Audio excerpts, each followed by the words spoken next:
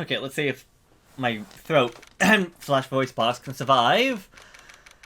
December 26th, 9:44 a.m. at District Court Defense Lobby number 2. Kalma.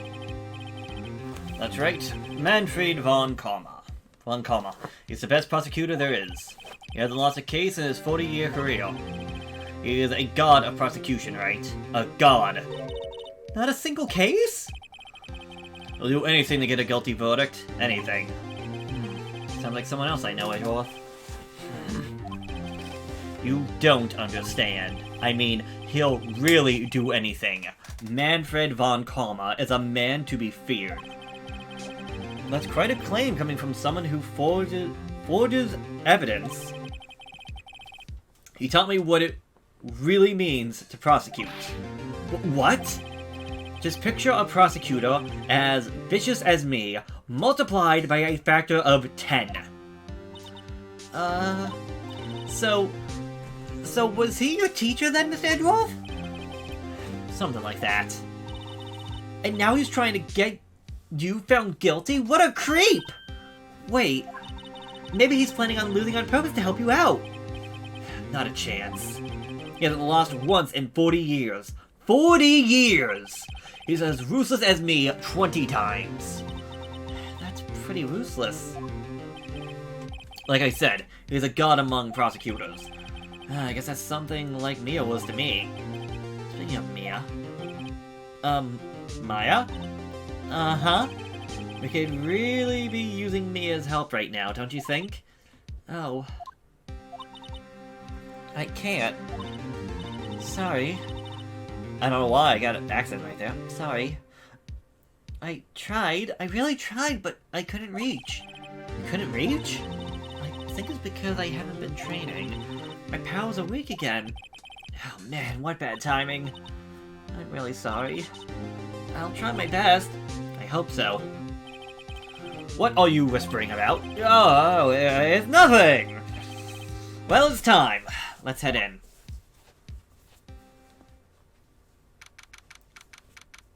"10 a.m. Courtroom number 3. But we're in the lobby number 2, will we not? Okay. Oh god, his Von Kalma's design does not look that great. Court is now in session for the trial of Mr. Miles Edgeworth. The defense is ready, Your Honor. Mr. Von Kalma, is the prosecution ready? Fool! You seriously think I would stand here and not were I not completely prepared? Alright, my apologies. He's even got the judge scared. Very well, your opening statement, please. Decisive evidence. A decisive witness. What else could possibly be required? Nothing, of course. That should be fine. The prosecution may call its first witness. What's with this guy? Is he royalty or something? How am I supposed to fight against this? I call the detective in charge of this case, Detective Dick Gumshoe. Okay, Gumshoe's first. Let's see how this goes. Describe the incident, now. Yes, sir. Detective Gumshoe looks nervous. Please, look at this map. The murder took place... The murder happened late Christmas Eve around midnight. There was one boat in the very middle of the lake. There were 2 men on the boat. Now, there happened to be a woman camping here on the edge of the lake. Oh. Okay. Okay, that's not how I envisioned all of this. I was thinking that she parked over to the right, and the boathouse was to the left. Not that the thing was all the way around. At 12:20 a.m., she heard 2 pistol shots. Then the boat started to move. It went towards the boat rental shop. Overhead map was added, thank you. Testify to the court about the arrest now. Well, wait, Mr. Von Kalma. Yes. Actually, I'm the one that's supposed to be handling the proceedings. Wrong. There is only one thing you need to do here. You will slam down your gavel and say the word guilty. That is your rule. Yes, of course, you're correct, right? No, he's not! The arrest of Miles Edgeworth. A man called into the station around 30 minutes after midnight. We headed to the scene of the crime as fast as we could. That's where we found Mr. Edgeworth. Now, I didn't suspect him of anything at all, but the next morning a body was found in the lake. So we had to arrest Mr. Edgeworth. I see very well.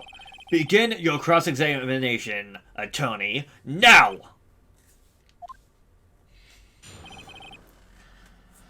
Oh, this guy is too much. I need to move my chair. A man called to the station 30 minutes after midnight. You received a call from a man. Yeah. But you said there was a woman camping there. She was the one who had the 2 gunshots, right? That woman and the man who called in the report are 2 different people, obviously. Different people? There were 2 witnesses.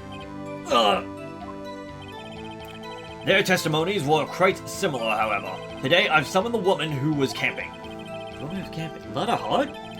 What happened next, detective? We headed to the scene of the crime as fast as we could. How long was it between receiving a report and arriving at the lake? Well, I would say about 3 minutes. That's pretty fast. Model for the month, get there quick. Detective, you'll refrain from casually revealing department secrets. Yes, sir. Sorry, sir. I look forward to your next year's salary review. So much to look forward to these days. There's no time for dejected daydreaming. Dejected daydreaming, continue. I cannot do that voice. Yes, sir. And that's where we found Mr. Edgeworth. Hold on, that one thing. What was Mr. Edgeworth like when you saw him? Well, from what I saw, he looked pretty relaxed. Not like a murderer at all, really. Detective, the court requires the facts, not your opinions. How many years have you been on the force? Fact only, detective. Hard, cold, objective facts. Yes, sir. Man. He's got his share of objections. Why did you think he was suspicious? You should know. We have a deep trusting relationship with the prosecution.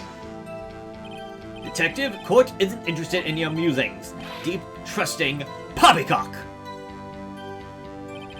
I've never heard so many flippant comments from an active detective on the force. Detective Gumshoe doesn't look so good. Continue. Now. But the next morning, a body was found in the lake. Did you find any clues on the body? A single bullet was recovered from the body. It was shot through the heart fatally. Judge, here is the bullet. It didn't strike bone, so its shape is well preserved. Very well, the court accepts this bullet into evidence. Found the victim's body, fired from a .22 caliber pistol. So we had to arrest Mr. Edgeworth. Why is that?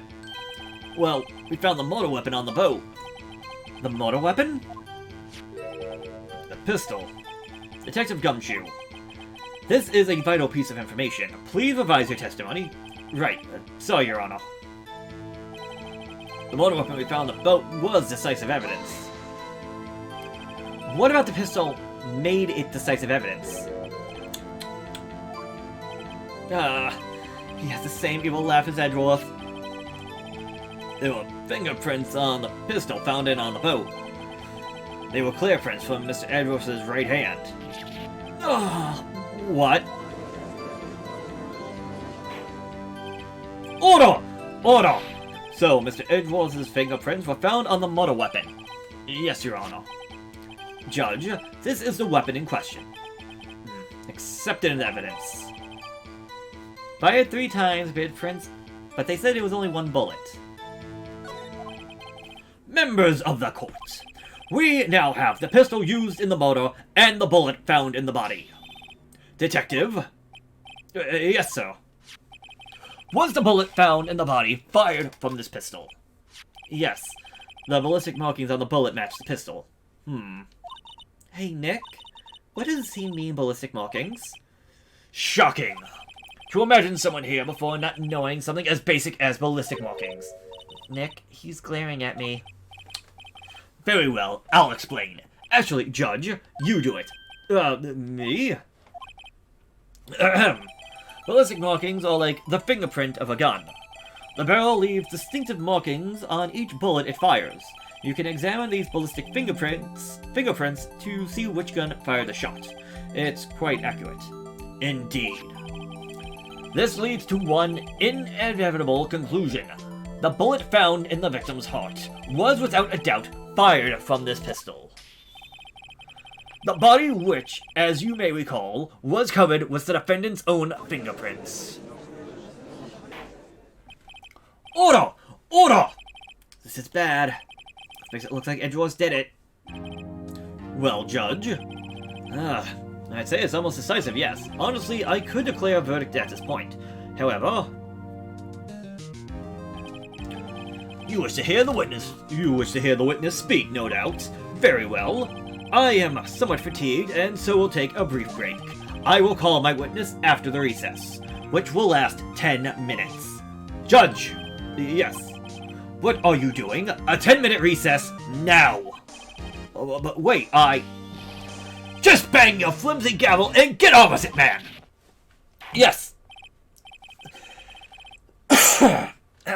This court will take a 10-minute recess. Who's running this court anyways? 11:09 a.m. Was there really an hour in there? Edgeworth, what are they doing on it? Blah blah blah.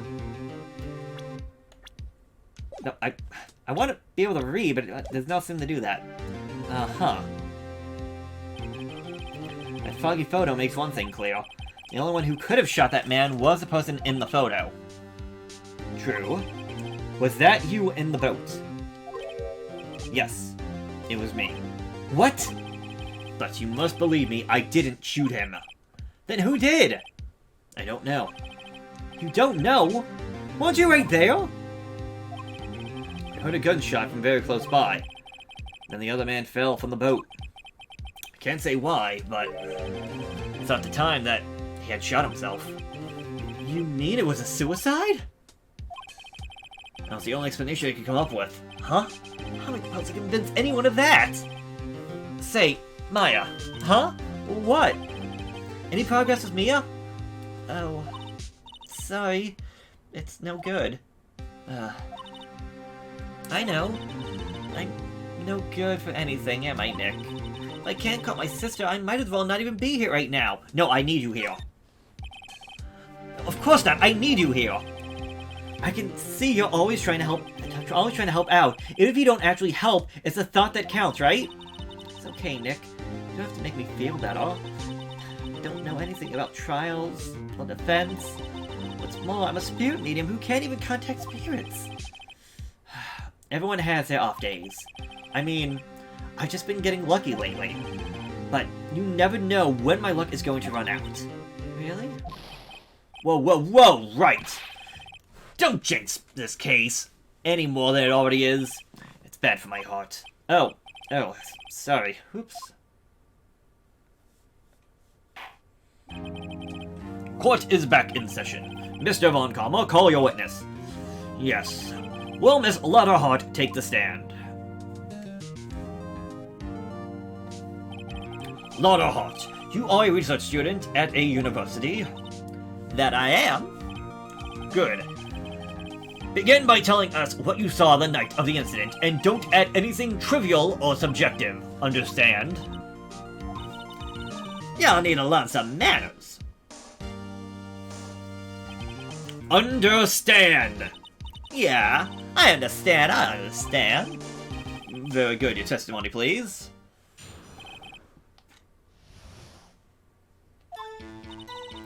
It was Christmas Eve, just after midnight, I reckon. I was in my car. I heard this bang come out from the lake. When I looked out the window, I saw two gents in a boat. Then there was another bang. There wasn't anything on the lake but that boat. Enough. Hmm. Judge, She happened to take a photo of the incident. This is that photo. Accept it as evidence. Well, this is a surprise. It looks like the very moment of the murder. Order! I will remove people from this courtroom if you do not have order immediately. As the witness testified, she looked at the lake when she heard the shots. There were no other boats on the lake, so the man in the boat with the victim must have been the one who shot him. Yes, it was the defendant, Miles Edgeworth. Order! Order! I will have order! Well, Judge. The evidence is decisive. I have very little doubt about this case. Very well, this court finds the Objection! Wait, Your Honor! I haven't cross-examined the witness yet. Cross-examination? We have photographic proof. What question can there possibly be? This photo is worth 1,000 words, and they all read guilty. You lose. Or, do you claim to have found a contradiction in her testimony? Very well, if you have to, you may cross-examine the witness. You will only flounder and ask meaningless questions. You will fail to find anything. And then I will have you held in contempt of court. Nick, contempt? Contempt of court, you know. I guess I understand. Well, what are we going to do? Do you really think there was a contradiction with the facts in her testimony? I think there was. I think I noticed one little thing. Wow, I'm impressed, Nick. I didn't notice anything. Right, let's take him on. Yeah, got a bad feeling about this. I understand. I will cross-examine the witness. Very well. I pray for your sake this isn't a waste of time.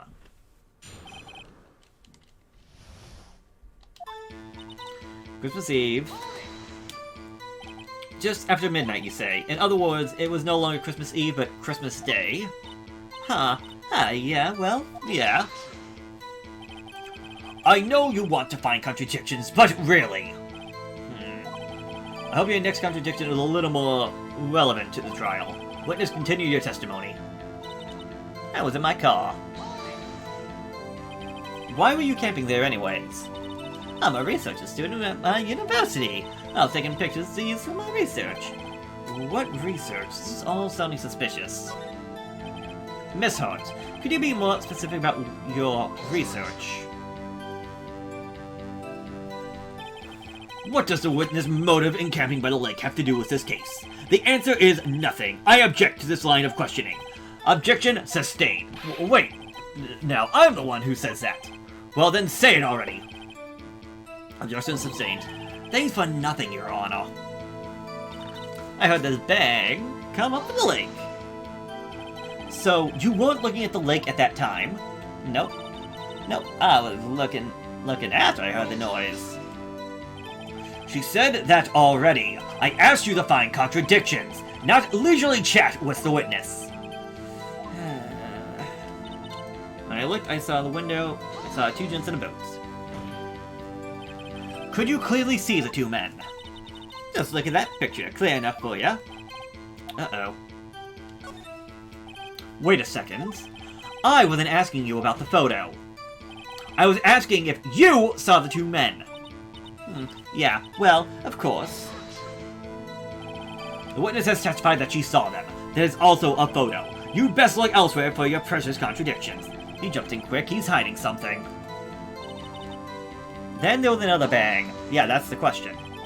You were watching the very moment the shot rang out? Well, yeah, sure. You're asking meaningless questions. Meaningless! Contradictions, Mr. Wright, not meaningless babble! I think I hate you. He's trying to keep me from talking to the witness.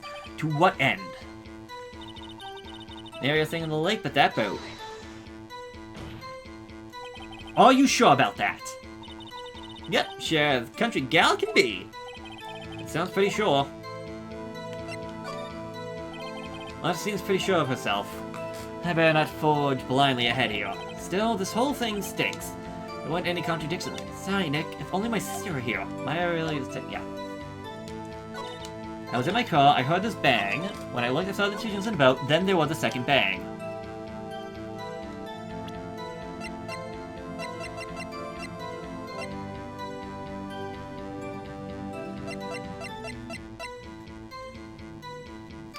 Cause, 1 bullet shot to the heart.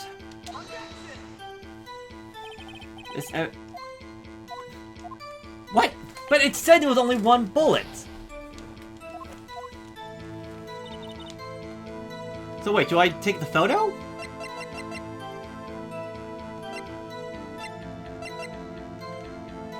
God dang it. It's like, I feel like I know what I need to do. It's just one of those things where it's like, oh no, you need to do this at this one specific spot. Or whatever. Like, shoot. That's not what I meant to hit. Question, my thing is that there's 2 shots. But we have 1 photo, and we know that the person died from 1 bullet to the heart. Like, do I bring out the camera or do I bring out the photo? That's what I want to know.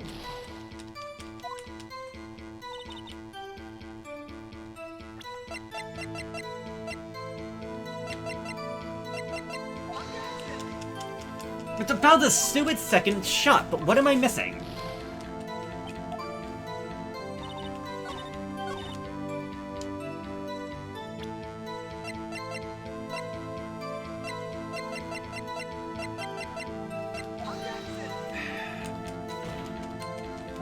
Again,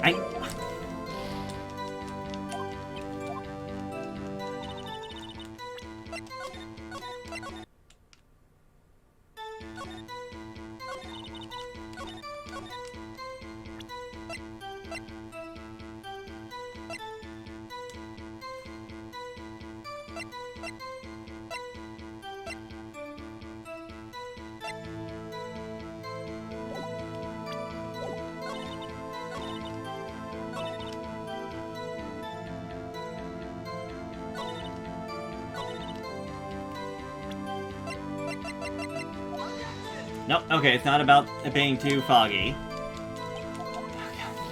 Like, this is where it gets kind of annoying, because...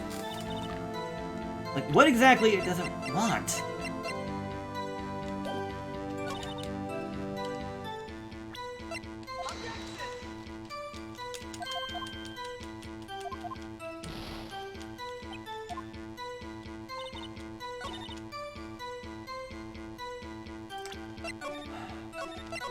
Let me press that boat one then. I don't... Hold on. I know. Blah, blah, blah.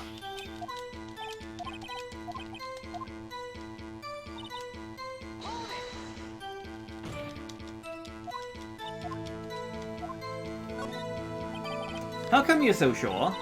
Well, heck, I scanned the whole lake. Scan the whole lake? It almost sounds like she was more interested in the lake than the boat. Miss Hart, you...